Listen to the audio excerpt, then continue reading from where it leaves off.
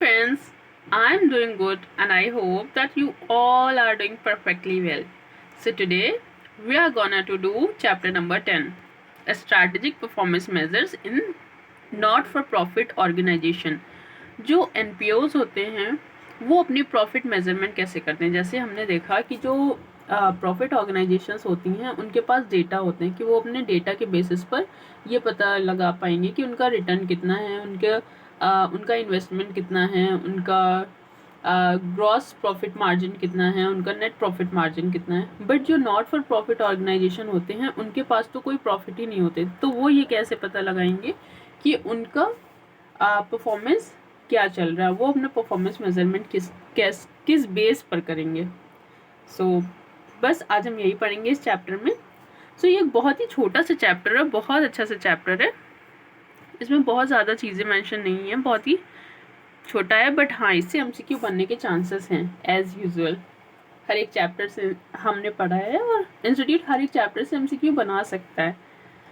सो हम इसमें क्या पढ़ेंगे, मॉडल पढ़ेंगे, value for VFM framework, value for money framework, adaptive balance scorecard and other measures, what it is for not for profit organization and उसके challenges क्या होते हैं, what challenges do not for profit organization face while measuring their performance.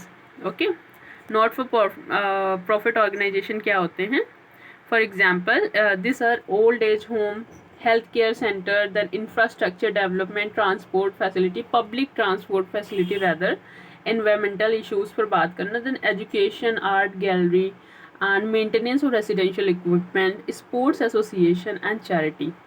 Okay तो ये सारे काम जो करता है उसको हम कहते हैं not for profit organisation, which is the organisation doing work for honorary. Okay, the key characteristics of not-for-profit organizations are they cooperate and perform non-economic activity largely as a principal operation, because they have to perform non-economic activities because they are actually set up for making no profit. And the second thing is that they also require the amount of fund to arrange a set of resources necessary for the attainment of the above stated purpose. above status purpose मतलब कि non economic activity. Okay, जो उनका objective होता है वो उसके लिए काम करते हैं, पैसों के लिए काम नहीं करते. इसको कहते हैं not for profit organisation, NPOs. Then other point is that they contributes, they are getting fund from members rather than shareholders. ये अपने मेंबर्स से पैसा लेते हैं किसके लिए, वेल्थ क्रिएशन. ठीक है, लेकिन वेल्थ क्रिएशन करना उनका ऑब्जेक्टिव नहीं होता है. वेल्थ क्रिएशन करना उनका ऑब्जेक्टिव नहीं होता. यहाँ पर एमसीक्यू बन सकता है कि अपने मेंबर से पैसा लेते हैंगे बट उनका ऑब्जेक्टिव वेल्थ क्रिएशन करना नहीं होता है. ठीक है, they work on fiduciary relationship. Fiduciary मतलब ट्रस्ट, भरोसे के काम पर. फिड्यूशियरी रिलेशनशिप, इस पॉइंट को मार्क कर लो. ठीक है, it may ask in the examination they work on fiduciary relationship. Okay, then since the purpose of existence and operation is not to earn profit, उनका कभी भी ऑब्जेक्टिव प्रॉफिट अर्न करना नहीं था, इसलिए वो लोगों को जैसे इस अपने स्टेक होल्डर्स को कभी भी अपना सरप्लस फंड भी डिस्ट्रीब्यूट नहीं करते. अब आप बोलेंगे जब वो हमारे पास प्रॉफिट नहीं है तो सरप्लस फंड कहाँ से आ रहा है, तो देखिए मैंने आपको बताया था यहाँ पर एक ये रहा.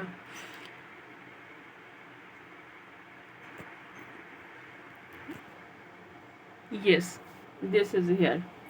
नॉन इकोनॉमिक एक्टिविटी उनका प्रिंसिपल ऑपरेशन होता है, बट इट मे हैपन कि कभी कभी कुछ प्रॉफिट एक्टिविटीज़ मतलब कि कुछ इकोनॉमिक एक्टिविटीज़ भी वो कर लें और उससे उनको सरप्लस हो जाए. इट मे हैपन क्योंकि कई बार ऐसा होता है कि उन्होंने कोई पैसा रखा, कोई उनको अपने मेंबर से पैसा मिला, उन्होंने उस पैसे को डिपॉजिट कर दिया बैंक में. उनका मोटिव कभी भी इंटरेस्ट कमाना नहीं था, बट फिर भी उस पर इंटरेस्ट मिला तो वो उनका सरप्लस हुआ, बट वो सरप्लस अपने मेंबर को डिस्ट्रीब्यूट नहीं कर सकते. ओके, क्यों डिस्ट्रीब्यूट नहीं कर सकते? क्योंकि उनकी जो इनकम होती है नॉट फॉर प्रॉफिट ऑर्गेनाइजेशंस की, वो टैक्सेबल नहीं होती है। तो इसके पीछे अगर टैक्स की इवेजन होता है, इसके लिए गवर्नमेंट ने यहाँ पर रूल बना रखा है कि वो सरप्लस डिस्ट्रीब्यूट नहीं करते हैं।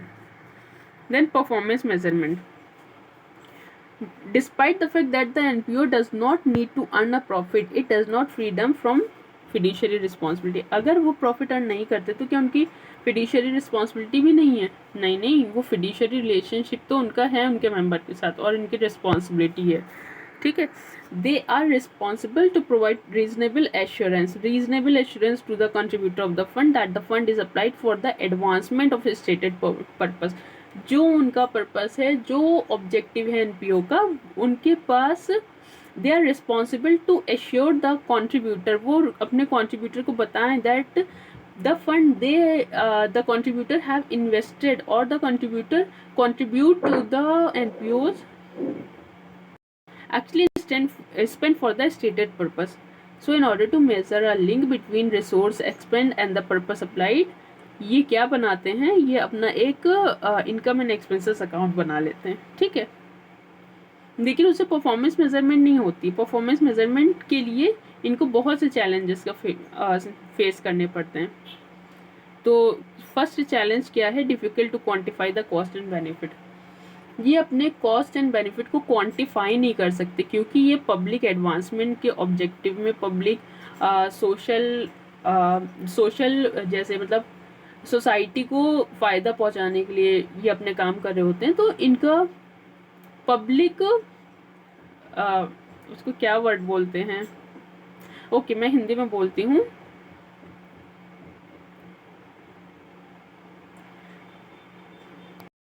पब्लिक बेनिफिट में काम करते हैं, ठीक है, पब्लिक बेनिफिट में काम करते हैं। These are benefit are futuristics to but they can not quantify it, okay, they can not quantify it.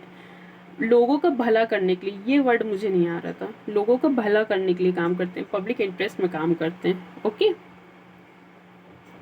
Then it is what is the way out? Despite it is being difficult, an attempt shall be made to trade off cost and benefit based upon the opportunity value and cost। opportunity cost पर हम इसे determine कर सकते हैं, ठीक है।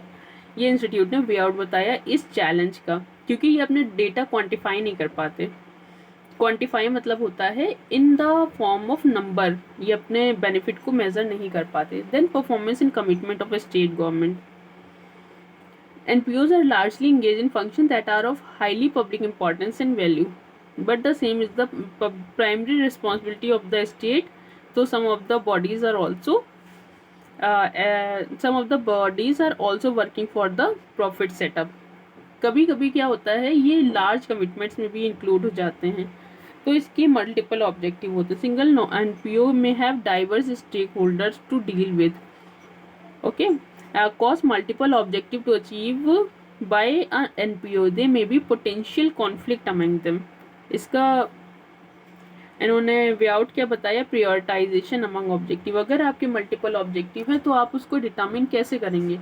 आप अपने जो टॉप प्रायोरिटी ऑब्जेक्टिव है उसको पहले काम करिए, एंड उसके बाद जिस भी सीक्वेंस में आपको लगता है तो आप अपने ऑब्जेक्टिव को प्रायोरिटाइज करिए, तो ऑब्जेक्टिव के बीच में कॉन्फ्लिक्ट अराइज नहीं होगा।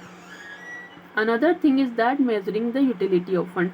How to measure the utility of the fund? इसके लिए इंस्टीट्यूट ने कहा है that NPO don't earn to spend। वो स्पेंड करने के लिए नहीं अर्न करते हैं, and just budget to spend, वो अपने इस एक्सपेंडिचर को बजट करते हैं, ओके। तो ये भी अगर उनको परफॉर्म करना ये फंक्शन भी, तो उनको कैसे करना होगा? There is a VFM framework, value of money framework shall be used to measure the utility of fund spend. अब हम क्या पढ़ेंगे? अब हम वैल्यू फॉर मनी फ्रेमवर्क पढ़ेंगे, क्योंकि यहाँ पर इंस्टीट्यूट ने बताया है कि हम इससे क्या करते हैं, हम मेजर करते हैं utility of the fund. Now the next point is value for money framework. Value for money framework, VFM framework, this is actually the important framework, so mark it as laddu, ठीक है, mark it as laddu, because a institute may ask a few questions in this, paragraph. And low होता क्या है, छोटा chapter होता है, लोग छोड़कर चले जाते हैं, बट नहीं, छोड़कर नहीं जाना, हम तो कुछ नहीं छोड़ रहे, हम तो सब कुछ कवर करके जाएंगे, एक एक छोटी छोटी चीज भी कवर करेंगे। Okay, so what we are doing over here,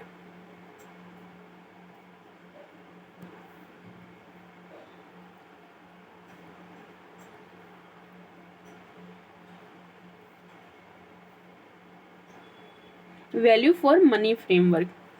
Value for money can be used for measurement of performance in the not-for-profit sector because not-for-profit organization expected to provide the best possible value available for money. ठीक है, best possible value available for money. VFM framework कैसे काम करता है, ये बताता है performance in NPO because NPO expected to provide the best value. ये एनपीओ की परफॉर्मेंस मेजर करता है। वैल्यू फॉर मनी फ्रेमवर्क क्या करता है, एनपीओ की परफॉर्मेंस मेजरमेंट किन टर्म्स पर करता है, थ्री की टर्म्स पर करता है। ठीक है, वो थ्री की टर्म्स कौन कौन से हैं, 3E क्या है, 3E क्या है, economy, effectiveness and efficiency. Say with me, economy, effectiveness and efficiency. Economy, effectiveness and efficiency. Economy, efficiency and effectiveness. Economy, effectiveness and efficiency.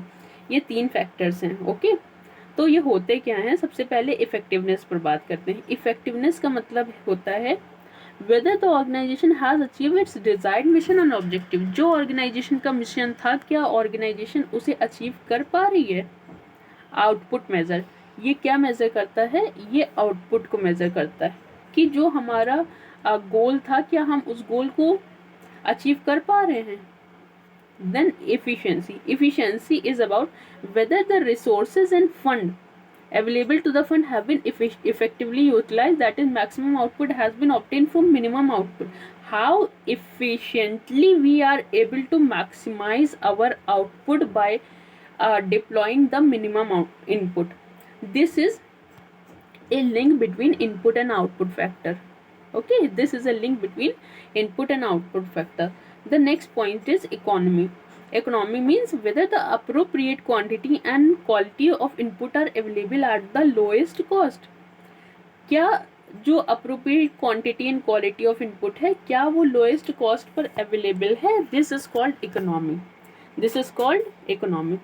First of all, it is effectiveness, how effectively the organization are able to achieve its goal. Then efficiency, how efficiently the company is able to maximize its output by deploying the minimum of input.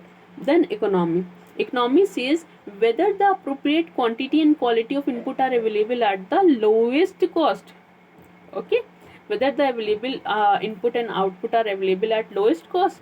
तो effectiveness का क्या मतलब है, क्या आपने अपनी पूरी intelligence से, पूरी बुद्धि लगाकर उसे स्पेंड किया है, क्या आपने अपना पूरी बुद्धि लगाकर पैसे को स्पेंड किया है, स्पेंड वेल, क्या आपने पैसे को अच्छे से स्पेंड किया है। देन स्पेंड लेस, पैसा दूसरे का है, एनपीओ का तो है नहीं, आपने किसी और से लिया है कंट्रीब्यूशन, तो आप किसी के पैसे को एकदम उड़ा नहीं सकते। ठीक है, तो आप लेस स्पेंड करिए, इतना अप्रोप्रिएट स्पेंड करिए। ठीक है, क्योंकि किसी और आपके मेंबर ने आपको कंट्रीब्यूशन दिया है पब्लिक यूटिलिटी में खर्च करने के लिए, तो आप उसको एवी ना उड़ाइए। This is called economy. Okay, the next, अब ये 3 E हो गए, इसके बाद 2 E और आ गए। 2 E कौन कौन से, इक्विटी एंड एथिक्स। 2 E कौन कौन से, इक्विटी एंड एथिक्स। इक्विटी क्या कहता है, present spend fairly, the amount that you have taken needs to spend in a very fair manner. Then ethics, spend properly, spend in an ethical way, you have to spend the amount in the most ethical way actually.